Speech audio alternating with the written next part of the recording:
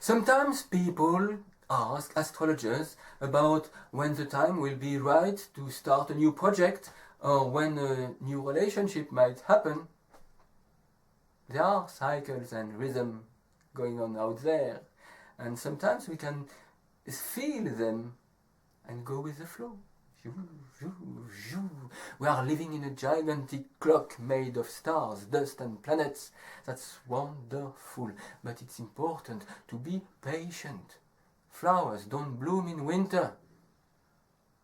There are seasons for everything.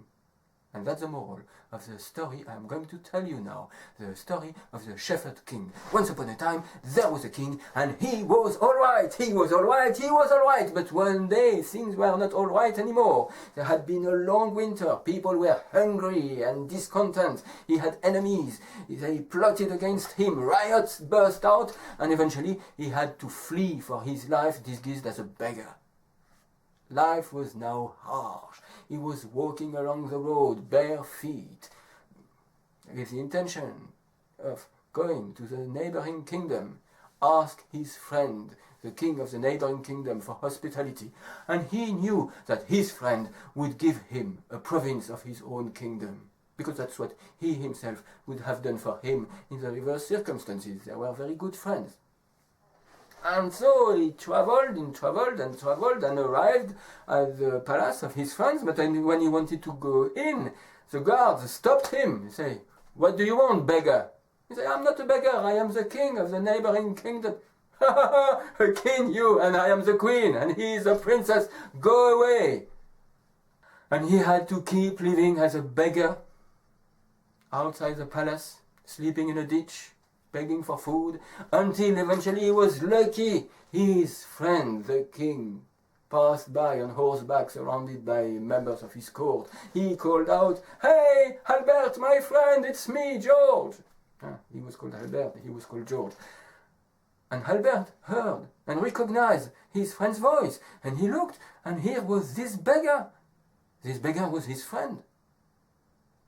He took him into the palace, and after a good bath, a good meal, and a good conversation, Albert told his friend George, "I'm going to give you 100 sheep." And George was very disappointed. 100 sheep. He expected a province from his friend. 100 sheep, but he had come as a beggar, so he said thank you, he had manners, and he started a new life as a shepherd. And a few days later, wolves attacked his herd and ate most of the sheep, dispersed the others. George, once more, was without anything. He told this to his friend, and his friend said, "Never mind, I'm going to give you another 50 sheep." "Only 50?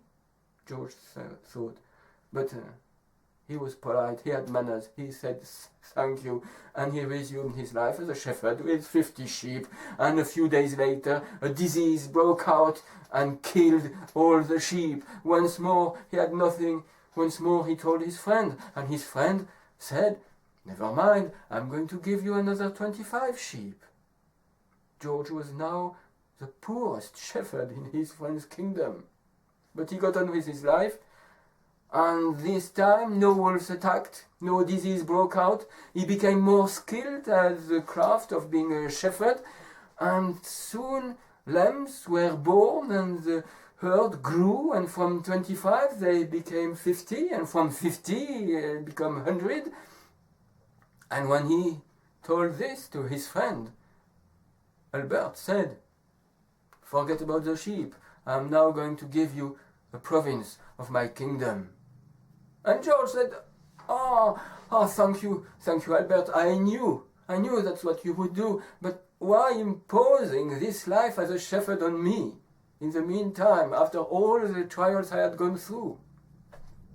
And Albert answered to his friend, "My friend, if I had given you a province on the day I gave you the 100 sheep, what a catastrophe." I've already told you the moral of this story. There are cycles, there are rhythms, and it's important to go with them and Be patient. Sometimes it's time to take action, and sometimes it's just time to wait. And wisdom is to know what, when, and how. Thank you.